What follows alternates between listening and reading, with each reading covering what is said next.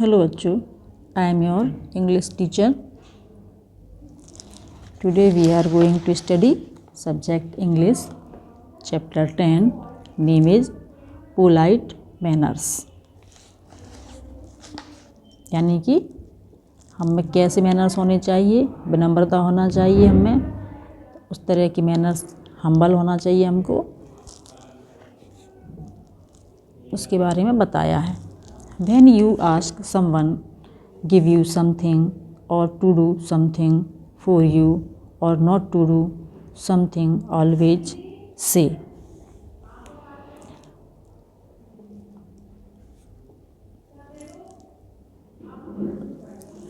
अगर तुम किसी से कुछ लेने का आग्रह करते हो या कुछ अपने लिए करने का आग्रह करते हो या कुछ ना कुछ करने का आग्रह करते हो तो हमेशा कहिए. क्या कहिए? ये लिखा हुआ है please.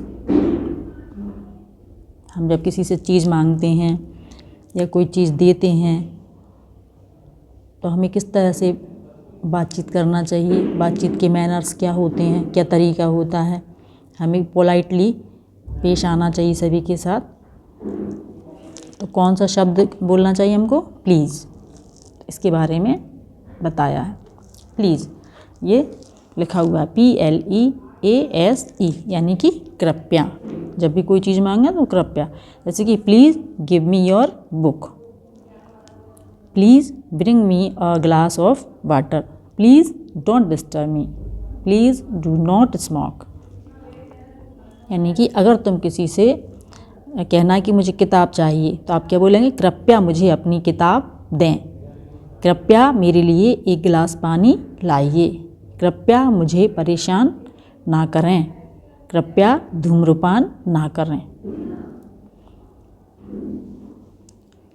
When someone does something for you or gives you something, always say. अब ये तो हमने मांगा जब बोला, लेकिन जब कोई व्यक्ति आपका कोई काम कर देता है तब हमको या कुछ देता है तो आप उसे हमेशा क्या कहेंगे? धन्यवाद. यदि कोई हम कोई चीज़ देता है या हमारा कोई काम करता है तो हमको बोलना चाहिए धन्यवाद, यानी कि थैंक यू. तो ये बताया थैंक यू और थैंक्स. या तो धन्यवाद बोलने के लिए थैंक यू या सिर्फ थैंक्स बोल सकते हैं. A lot of thanks, thanks a lot, thanks you, thank you very much. या तो धन्यवाद कहें या थैंक यू वेरी मच का मतलब बहुत बहुत धन्यवाद, या ए लॉट ऑफ थैंक्स इसका मतलब भी होता है बहुत बहुत धन्यवाद. इधर थैंक यू वेरी मच तुम्हारा बहुत धन्यवाद. तो ये हमारा थैंक यू वाला हो गया. अब नेक्स्ट पेज चलो. When someone thanks you for something always say no mention,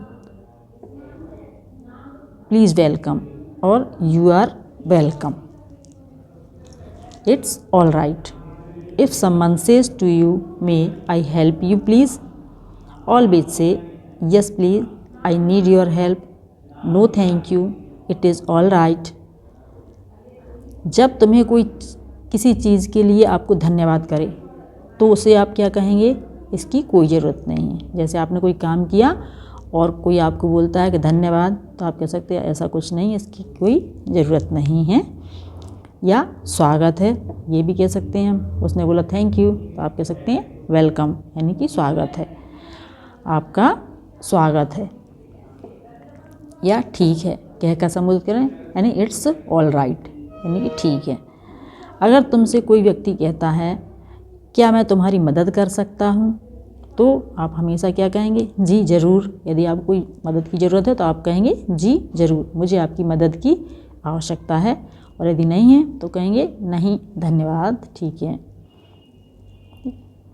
तो नो थैंक्स अपन बोल देते हैं ना, कि मतलब अपन कर लेंगे उस काम को, तो नो थैंक्स बोल देते हैं, यानी कि नहीं धन्यवाद, ठीक है कि आपने मुझे पूछा. If you do something wrong always say sorry, I am really sorry, I am very sorry, I want do it again. अब यदि आपसे कुछ गलत हो जाता है या कुछ गलत काम आप कर देते हो तो हमेशा हमें क्या कहना चाहिए? सॉरी बोलते हैं कि नहीं? माफ़ कीजिए, मुझे बहुत खेद है, आई एम रियली सॉरी, यानी कि मुझे बहुत खेद है। या I want do it again, मैं ऐसा दोबारा नहीं करूँगा। तो इस तरह से हमें बोलना चाहिए।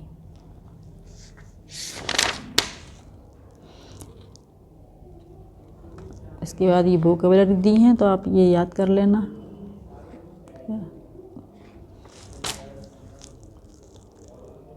अब हैं ये वचन।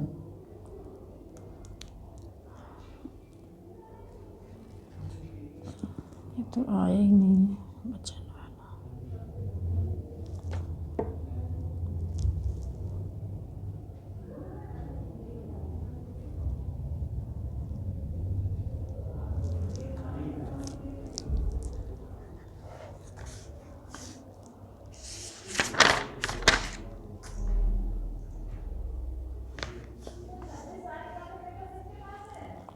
इनके छोड़ना है। एक्सरसाइज पे आते हैं। ये वाले ओरल भी छोड़ना है। फिल इन द ब्लैंक्स ये लेना है।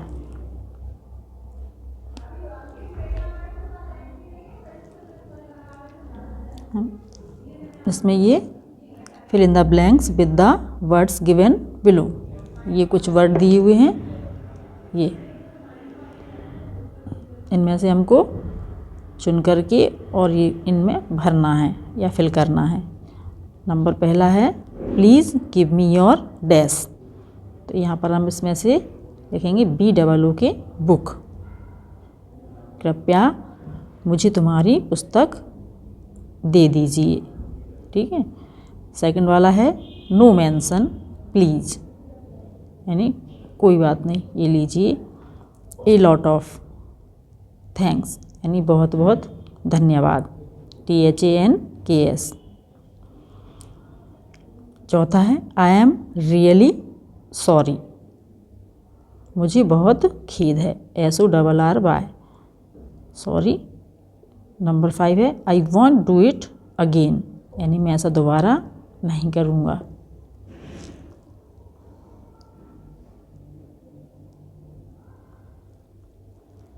अब ये वोकैबुलरी जो हमने पीछे नहीं की है इसको हम अभी इधर कर लेते हैं। ठीक है। Development. Right the opposite words of the following.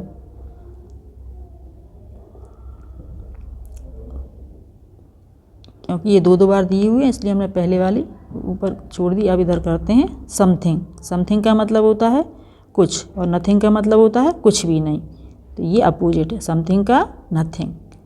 SOMETHING something और NOTHING नथिंग। दूसरा वाला है RIGHT राइट, राइट का हो जाएगा रॉन्ग, WRONG रॉन्ग। नंबर 3 है गिव। गिव का मतलब देना और टेक मीन्स लेना होता है, तो TAKE। फोर्थ है वंस, ONCE वंस, वंस माने एक बार, अगेन का मतलब बार बार, AGAIN अगेन माना दोबारा। नंबर 5 है नेवर। नेवर माना कभी नहीं, NEVER, और इसका अपोजिट होगा ALWAYS ऑलवेज, यानी कि हमेशा। नंबर 6 है पोलाइट, यानी कि विनम्र होना, हम्बल होना, इसका अपोजिट हो जाएगा इम्पोलाइट, जो विनम्र ना हो, इम्पोलाइट।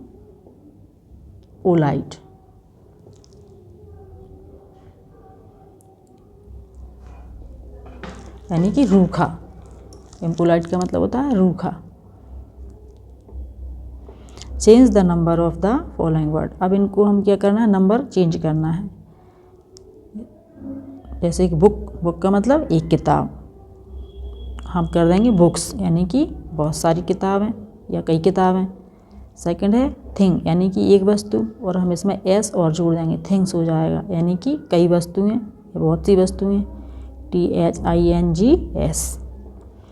इसी तरह से गिलास, यानी कि एक गिलास, और इसमें हम क्या करेंगे ES और जोड़ देंगे, GLASSES ग्लासेस। नंबर 4 पर क्या है ONE वन, वन का मतलब होता है एक, और इसका हम क्या कर देंगे अपोजिट, और नंबर चेंज कर देंगे वो MANY मैनी, यानी कि बहुत से हो जाएगा एक चीज़, और इसकी ये नंबर चेंज हो गया यानी कि बहुत सी चीज़ हो गई। थैंक का मतलब धन्यवाद एक बार, और थैंक्स माना बहुत सारे धन्यवाद। पेन यानी कि एक पेन, PEN, और इसमें हम S और जोड़ देंगे। पेन्स माना बहुत सारे पेन। कंप्लीट द स्पेलिंग्स, अब इसमें हमको क्या करना है, कुछ खाली जगह पर कुछ लेटर्स जो है छोड़ दिए हैं, उनको हमको फिल करके और मीनिंगफुल बनाना है। तो ए के बाद में डैश, फिर W, फिर डैश, फिर बाय S। तो इसमें हमने क्या किया, पहले वाले डैश पहल भर दिया और दूसरे में A, तो ये हमारा मीनिंग बन गया ऑलवेज यानी कि हमेशा। इसी तरह से अगले वाले में DI, इसके बाद डैश था, इसमें S फिल कर दिया, T है, इसके बाद U और RV, डिस्टर्ब यानी कि परेशान। ये हमारा मीनिंग बन गया डिस्टर्ब। ऐसे ही नंबर 3 में W के बाद में डैश था, उसमें E लिख दिया, L लिखा हुआ है, CO, फिर डैश था, उसमें M भर दिया और फिर E, वेलकम यानी कि स्वागत हो गया। अगले में बन गया M, इसके बाद में खाली जगह, इसके बाद में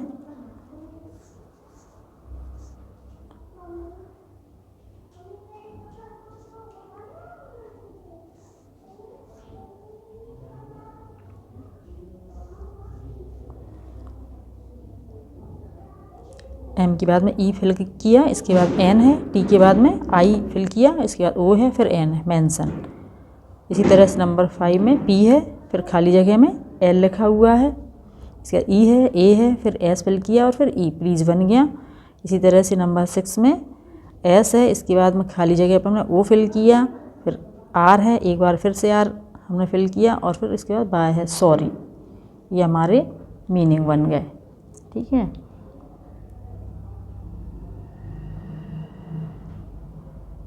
ये मेंशन का मतलब कि कोई ज़रूरत नहीं है, प्लीज़ माने कृपया, और सॉरी माने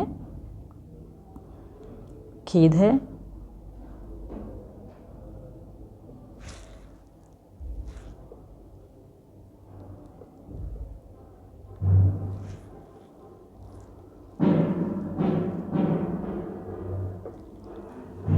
अगला है match the words with their opposites. अब यहाँ पर हमको क्या मैच करना है, अपोजिट वर्ड से मैच करना है। गिव का मतलब क्या होता है, देना, और हमको इसका अपोजिट इसमें से चूज़ करना है। तो क्या है इसका, टेक यानी कि लेना। तो ये नंबर 3 पे दिया हुआ टेक, इस पर हम 1 को 1 से कर देंगे, देर 1 लिख दिया इसके आगे, टेक, गिव का टेक हो जाएगा। सेकंड वाला है राइट, राइट का अपोजिट क्या होगा, रॉन्ग। तो हमने इस पर सेकंड नंबर ले दिया क्योंकि सेकंड पर राइट है। थर्ड पर क्या है, ऑलवेज, ऑलवेज का मतलब होता है हमेशा। इसका अपोजिट क्या होगा, नेवर, कभी नहीं। तो इसके आगे हम नंबर 3 लिख देंगे। इसी तरह से 4 नंबर पे क्या है, पोलाइट यानी कि विनम्र होना। तो इसका अपोजिट क्या हो जाएगा, इम्पोलाइट यानी रूखा व्यक्ति। तो उसके आगे हम नंबर 4 लिख देंगे। नंबर 5 क्या है, गुड, नंबर 5 गुड माने अच्छा होता है। तो इसका अपोजिट क्या हो जाएगा, बैड यानी कि बुरा। तो इसके आगे हम नंबर 5 लिख देंगे।